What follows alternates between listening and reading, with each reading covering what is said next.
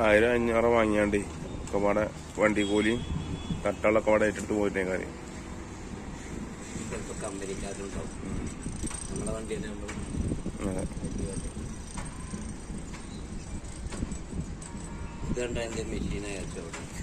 ഇത്ര ലോക്ക് കിട്ടണം നോക്കുന്നില്ല. അവനവന്റെ സോല് മാത്രം നോക്കാം.